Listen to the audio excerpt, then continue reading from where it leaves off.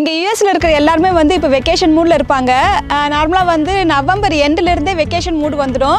இல்லை நவம்பர் எண்டில் வந்து தேங்க்ஸ் கிவிங்க்கு 4 நாள் லீவு கொடுப்பாங்க. அப்போத்துலேருந்தே வந்து எல்லாருக்குமே வந்து வெக்கேஷன் மூடு வந்துடும். கிறிஸ்மஸும் வரும், நியூ இயர் லீவெல்லாம் வரும். கிறிஸ்மஸ்க்கு 1 நாள் 2 நாள் தான் கொடுப்பாங்க. நியூ இயருக்கு அதே மாதிரி 1 நாள் தான் கொடுப்பாங்க. இல்லை இயர் எண்டுனால எல்லா லீவையும் நம்ம எடுக்க வேண்டியதாக இருக்கும். நார்மலாக வந்து நிறைய பேர் டிசம்பருக்காகவே லீவை வந்து சேர்த்து வச்சுருப்பாங்க. ஏன்னா நிறைய நாள் மொத்தமாக லீவ் எடுக்கிற மாதிரி இருக்கும். கிறிஸ்மஸ் பிரேக்கு, நியூ இயர் பிரேக்கெல்லாம் சேர்ந்தால் ஒரு 10-15 நாள் லீவு கிடைக்கிற மாதிரி இருக்கும். நிறைய ஆஃபீஸும் சில ஆஃபீஸ் எல்லாம் வந்து க்ளோஸும் பண்ணிவிடுவாங்க டிசம்பருக்காக. ஸோ நாங்களும் வந்து லீவெல்லாம் சேர்த்து வச்சுருப்போம். டிசம்பரில் கொஞ்சம் லீவ் எடுத்தால் எல்லாம் ஃபேமிலியோட கொஞ்சம் டைம் ஸ்பெண்ட் பண்ணலான்ட்டு நாங்களும் ஒரு 10-15 நாள் லீவு வந்து டிசம்பருக்காகவே நாங்கள் சேர்த்து வச்சுடுவோம். அந்த டைமில் வந்து நிறைய பேர் வந்து நாங்களும் சரி நிறைய பேர் இங்கே இருக்கிறவங்க வந்து வெக்கேஷன் போவாங்க. நாங்களும் இந்த வருஷம் வெக்கேஷனுக்கு வந்து எங்கேயாவது போகலாமான்ட்டு யோசிச்சுட்டு இருந்தோம். ரொம்ப கன்ஃபியூஷனாக இருந்தது, போகலாமா வேண்டாமான்ட்டு. ஏன்னா கோவிட்னால ரிஸ்க் எடுக்க வேண்டாம்னு நினச்சிட்டு இருந்தோம். இங்கே யூஎஸில் இப்போ ஜாஸ்தியாக வேறு இருக்குது கோவிட் வந்து. ஸோ அதனால் ரொம்ப யோசித்தோம் போகலாமா வேண்டாமான்ட்டு. நிறைய ட்ரிப்பு போட்டோம், கேன்சல் பண்ணோம், எல்லாமே பண்ணோம். கடைசியில் வந்து போயிட்டு தான் வரலாம், நம்ம இங்கே வீட்டிலே இருந்து ரொம்ப ஸ்ட்ரெஸ்ஃபுல்லாகவும் இருக்குது, ட்ரைவ் பண்ணி போயிட்டு வரலாமன்ட்டு கடைசியில் வந்து பிளான் பண்ணோம்.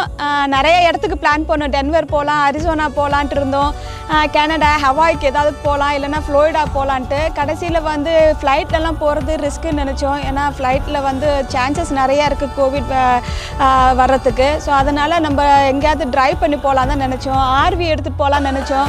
அதுவும் எங்களுக்கு ஒர்க் அவுட் ஆகலை. ஏன்னா நாங்கள் டென்வருக்கு நார்த் சைடு போகலான்னு நினச்சிட்டு இருந்தோம். ஸோ அங்கெல்லாம் ஆர்வி எடுத்துகிட்டு போனால் ரிஸ்க்கு ஜாஸ்தி. நாங்கள் என்ன ஸ்னோவெல்லாம் இருக்கும், கொஞ்சம் ரிஸ்க்கு ஜாஸ்தியாக இருக்கும்.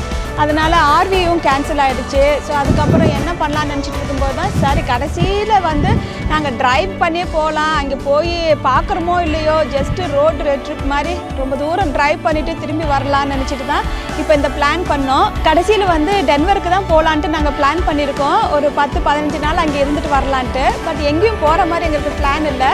ஜஸ்ட்டு இங்கேருந்து நாங்கள் ட்ரைவ் பண்ணிவிட்டு ஒரே இடத்துல ஒரு வீடு மாதிரி ரெண்டலுக்கு எடுத்துகிட்டு அங்கேயே இருந்துட்டு ஜஸ்ட்டு அங்கே இருக்கிறதுக்கெல்லாம் சுற்றி பார்த்துட்டு டிரைவிங்கு பண்ணிவிட்டு வரலான்ட்டு இருக்கோம். ஏன்னா நாங்கள் அரிசோனாக்கெல்லாம் நிறைய தடவை போயிருக்கோம், 3-4 தடவை போயிருக்கோம். ரொம்ப நல்லாயிருக்கும் அந்த இடம் வந்து.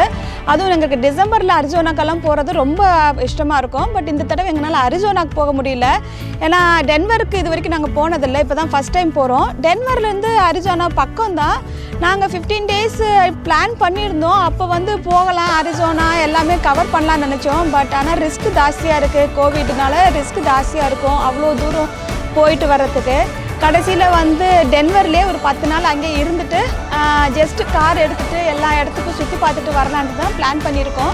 இப்போ நான் டூருக்கு போகிறதுனால என்னால் வீடியோ போட முடியுமான்னு தெரியல. நான் 2-3 வாரத்துக்கு என்னோடய பிளான் வந்து நான் போகிறதெல்லாம் உங்களுக்கு வீடியோ எடுத்து போடணுன்னு தான் நினச்சிருக்கேன். அதுதான் என்னோடய பிளானு. பட் எனக்கு கன்ஃபார்மாக சொல்ல முடியாது. ஏன்னா இங்கே வைஃபை இன்டர்நெட் எல்லாம் எப்படி இருக்குன்னு தெரியல. என்னால் எடிட் பண்ண முடியுமா தெரியல, டைம் இருக்குமான்னு தெரியல. முடிஞ்ச அளவுக்கு என்னால் எடுத்து உங்களுக்கு வீடியோ எடுத்து காட்டுறேன். ஏன்னா அந்த இடம் ரொம்ப நல்லாயிருக்கும், நிறைய ஸ்னோ இருக்கும், டிரைவிங் ரொம்ப நல்லாயிருக்கும். ஸோ உங்களோட நான் அதை ஷேர் பண்ணலான்னு தான் நினச்சிட்டு இருக்கேன்.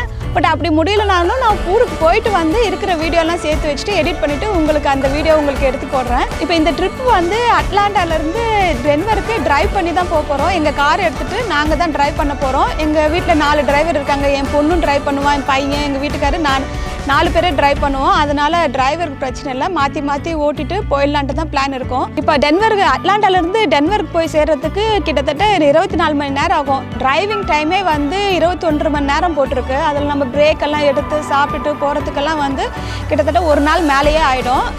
இங்கே அட்லாண்டா டு டென்வருக்கு வந்து 1500 மைல் வரும் கிட்டத்தட்ட. வந்து நம்ம கிலோமீட்டர் கணக்கில் பார்த்தா கிட்டத்தட்ட 2500 கிலோமீட்டர் வரும். நம்ம எப்படி அப்ராக்சிமேட்டாக சொல்கிறோன்னா, நம்ம மதுரையிலேருந்து டெல்லிக்கு ட்ரைவ் பண்ணி போகிற தூரம் இருக்கும் இந்த டிரைவிங் வந்து. ஸோ இதை வந்து நாங்கள் ஒரே நாளில் ட்ரைவ் பண்ணலான்ட்டு தான் பிளான் பண்ணியிருக்கோம். இப்போ நைட்டும் வந்து நாங்கள் எங்கேயும் ஸ்டே பண்ணுற மாதிரி பிளான் இல்லை. நைட்டெல்லாம் ட்ரைவ் பண்ணிகிட்டே போயிடலான்ட்டு தான் நினச்சிட்டு இருக்கோம். சரி ரொம்ப டயர்டாக இருந்தால் கார்லேயே வந்து கொஞ்சம் நேரம் 2-3 ஹவர்ஸ் படுத்து தூங்கி எந்திரிச்சிட்டு அப்படியே போயிடலான்ட்டு இருக்கோம். ஏன்னா இப்போ சீசன் வந்து கோவிட் சீசன்னால் எங்கேயும் ஹோட்டலில் தெரியாத ஹோட்டலில் வந்து ஸ்டே பண்ணிவிட்டு போகிறது வந்து ரிஸ்க்குனால நாங்கள் எங்கேயும் ஸ்டாப் பண்ண போகிறதில்ல. இங்கே கிளம்புனா நேராக டென்வரில் போய் தான் இறங்க போகிறோம். இந்த டென்வர் ட்ரிப்பை வந்து நாங்கள் 3-4 வருஷமாக பிளான் பண்ணிகிட்டு இருக்கோம். இந்த வருஷம் தான் எங்களால் போக முடியுது. ஒரு வருஷம் வந்து நாங்கள் ஃப்ளைட்டெல்லாம் புக் பண்ணிட்டோம், ஹோட்டலு எல்லாமே புக் பண்ணிட்டோம். ஆல்மோஸ்ட் பேக்கிங் எல்லாமே முடிஞ்சிடுச்சு. கடைசி நிமிஷத்தில் வந்து நாங்கள் கேன்சல் பண்ணிட்டோம்.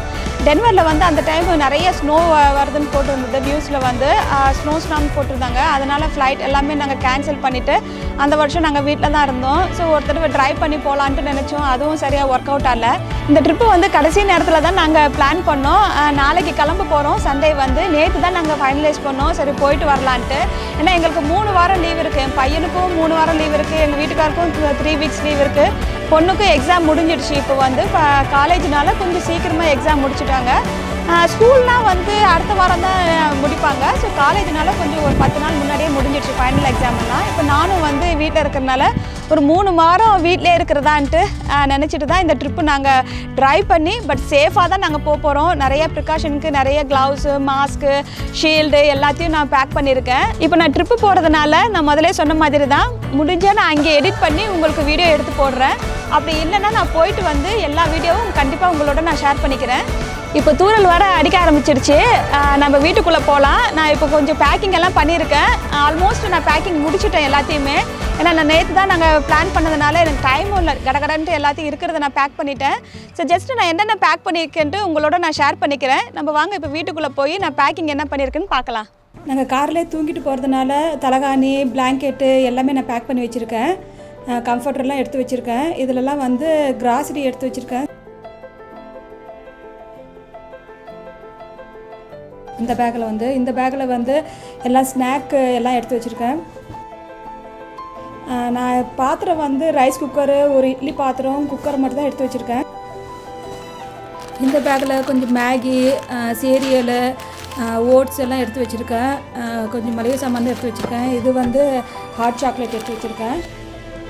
இது வந்து சின்ன டென்ட்டு, ஏதாவது எமர்ஜென்சிக்கு துணி மாற்றணுன்னா அதுக்காக எடுத்து வச்சுருக்கேன். இந்த டேபிள்லேயும் கொஞ்சம் திங்ஸ் எல்லாம் எடுத்து வச்சுருக்கேன். இது வந்து கம்ப்ரெசரு, ஏதாவது டயர் காற்று கம்மியானா ஏதாவது எமர்ஜென்சிக்கு நம்ம காற்று அடிச்சிக்கலாம், அதுக்காக அதை எடுத்து வச்சுருக்கேன். இது வந்து பெப்பர் ஸ்ப்ரே. நம்ம கார்லேயே தூங்குறதுனால ஏதாவது யாராவது வந்தால் நம்ம கையில் எது வச்சுக்கணுன்ட்டு பெப்பர் ஸ்ப்ரே எடுத்து வச்சுருக்கேன்.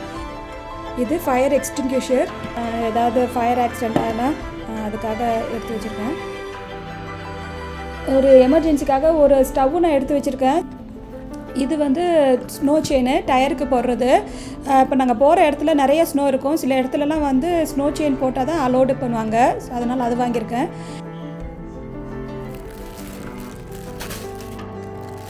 இது வந்து ஃபேஸ் ஷீல்டு. இதெல்லாம் மாஸ்கெல்லாம் எடுத்து வச்சாச்சு.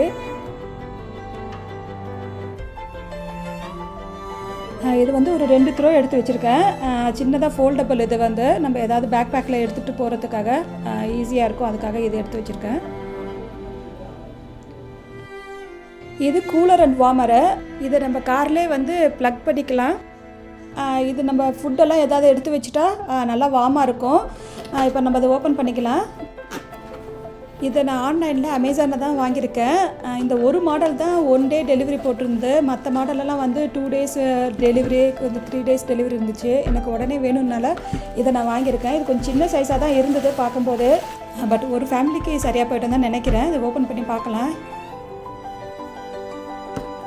ஓகே, பரவாயில்ல, ரொம்ப சின்னதான இல்லை, டீசென்ட் சைஸில் இருக்குது. இதில் வந்து கார் அடாப்டர் எல்லாமே கொடுத்துருக்காங்க பாருங்கள். அவங்க போட்டிருந்தாங்க 9 கோக் கேன் வந்து இதில் வைக்கலான்ட்டு. ஸோ நம்ம ஏதாவது ஜிப்லாக்கில் சின்ன சின்ன பாக்ஸில் போட்டு வைக்கலாம். இது வந்து கார் அடாப்டரு. இதில் வந்து பெல்ட் கொடுத்துருக்காங்க, ஸ்ட்ராப் கொடுத்துருக்காங்க, மேனுவல் இருக்குது. இதுக்குள்ளே வந்து ஃபியூஸ் இருக்குது.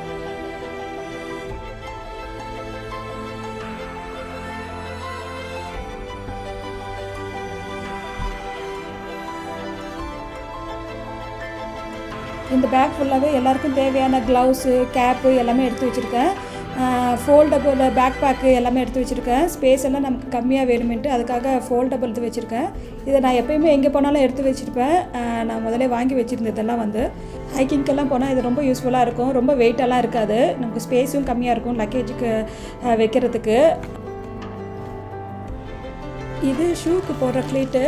நம்ம இப்போ ஐஸ்லலாம் நடக்கணும்னா ரெகுலர் ஷூவில் போட்டு நம்ம நடக்க முடியாது, நல்லா வலிக்கி விடுற ரெகுலர் ஷூவில் போட்டால். இது இந்த க்ளீட்டை வந்து நம்ம ரெகுலர் ஷூக்கு மேலேயே இது நம்ம போட்டு நடக்கலாம். இது போட்டு நடந்தால் ரொம்ப ஈஸியாக இருக்கும் ஐஸ்லலாம் நடக்கிறதுக்கு. இந்த மாதிரி செயினாக இருக்கும் பாருங்கள். இந்த செயின் வந்து கீழே நம்ம ஷூக்கு காலுக்கு கீழே போகும். மற்றதெல்லாம் வந்து க்ளவுஸு, கேப்பு எல்லாமே ஒரே பேக்கில் தான் எடுத்து வச்சுருக்கேன், எல்லாருக்குமே வேண்டியது. இது விண்ட்ஷீல்ட் ரிப்பேர் கிட்டு. இது ரோட் சைடு எமர்ஜென்சி கிட்டு. நம்ம லாங் ட்ரைவ் பண்ணுறதுனால இதெல்லாம் நமக்கு கண்டிப்பாக எடுத்துகிட்டு போகணும். காருக்குள்ளே எடுத்து வச்சுக்கிறது ரொம்ப யூஸ்ஃபுல்லாக இருக்கும். இதுக்குள்ளே என்ன இருக்குதுன்னு பார்க்கலாம். இதில் வந்து ஜம்ப் ஸ்டார்ட் பண்ணுறதுக்கு வச்சுருக்காங்க, க்ளவுஸு, எமர்ஜென்சிக்கு தேவையான எல்லா திங்ஸும் இதில் இருக்குது.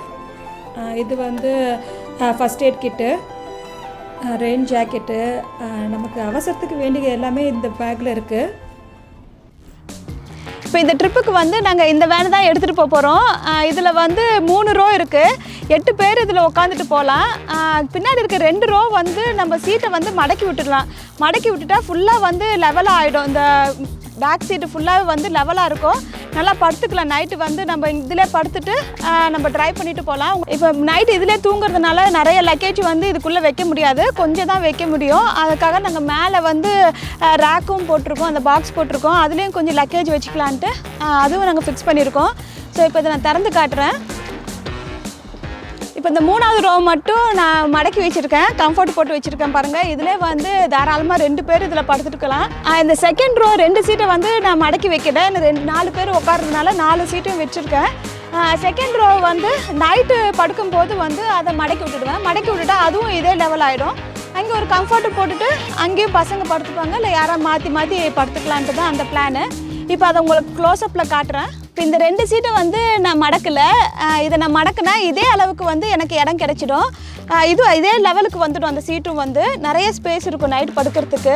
இப்போ பாருங்கள், நான் உட்காந்துட்ருக்கேன், இங்கே நான் தலகாணி போட்டிருக்கேன். கிட்டத்தட்ட வந்து இன்னும் கொஞ்சம் இடமும் இருக்குது நான் கால் நீட்டு படுக்கிறதுக்கு. ஓரளவுக்கு கொஞ்சம் காலை மடக்கிட்டு படுத்துக்கலாம், ஃபுல்லாக நீட்ட முடியாது. பட் இதை மடக்குனா நல்லாவே கால் நீட்டி படுக்கலாம். சூட்கேஸும் கொஞ்சம் எடுத்து வச்சுக்கலாம் இந்த சைடில் வந்து. அதுதான் பிளான் இப்போதைக்கு. டிவியும் இருக்குது இதில் வந்து. ஸோ டிவி, டிவிடி போட்டுக்கலாம், ஏதாவது சிடி போட்டு படம் பார்த்துட்டும் போகலாம். ஸோ எல்லாமே இருக்குது. இப்போ நாங்கள் ஆல்மோஸ்ட் ரெடி ஆயாச்சு. பேக்கிங் எல்லாம் ஆல்மோஸ்ட் முடிஞ்சிடுச்சு, நீங்களும் பார்த்துருப்பீங்க. இன்னும் கொஞ்சம் தான் பேக்கிங் இருக்குது. இன்னும் எங்கள் வீட்டுக்கார துணி கொஞ்சம் இருக்குது, அதை எடுத்து வச்சுட்டா எல்லாத்தையும் வந்து நைட்டு வந்து எல்லாத்தையும் லோட் பண்ணிவிடுவோம். கொஞ்சம் ஆல்ரெடி நான் மேலே லோட் பண்ணிட்டேன். இங்கே ஒரு 2 சூட்கேஸ் மட்டும் நான் எமர்ஜென்சி திங்ஸ் மட்டும் நான் எடுத்து வச்சுப்பேன். இங்கே நைட்டுக்கு என்னென்ன வேணும், ஏதாவது நம்ம இங்கே தான் படுக்க போகிறோம், எமர்ஜென்சிக்கு இருக்கிற திங்ஸ் மட்டும் எடுத்து வச்சுப்பேன். காலையில் வந்து ரெஸ்ட் ஏரியாவில் தான் ஸ்டாப் பண்ணிவிட்டு ப்ரஷ் பண்ணிவிட்டு அப்படியே போகலான்ட்டு தான் பிளானு. ஸோ அதுக்காக ஃபஸ்ட்டு ப்ரஷ்ஷு, பேஸ்ட்டு அதெல்லாம் வந்து பக்கத்துலேயே இருக்கிறதுக்காக நான் அந்த பேக்கிங் தனியாக எடுத்து வச்சுருக்கேன். ஸோ அதை மட்டும் எடுத்து வச்சுட்டு நம்ம கிளம்பி போயிட்டே இருக்க வேண்டியதுதான். நாளைக்கு மதியம் ஒரு 12 மணிக்கு கிளம்பலான்ட்டு பிளான் பண்ணியிருக்கோம். காலையில் என் பையனுக்கு கொஞ்சம் வேலை இருக்குதுன்னு சொன்னார். அவர் முடித்த உடனே எத்தனை மணினாலும் நாங்கள் கிளம்பிடுவோம், 10 மணி கூட கிளம்பிடுவோம். இன்னும் எத்தனை மணிக்குன்னு தெரியல. இன்றைக்கி நைட்டே வந்து எல்லாத்தையும் எடுத்து வச்சுட்டா காலையில் வேலையை முடித்த உடனே அப்படியே கிளம்பி போகிறது தான். சரி, நம்ம காலையில் கிளம்பும் போது உங்களை நான் பார்க்குறேன்.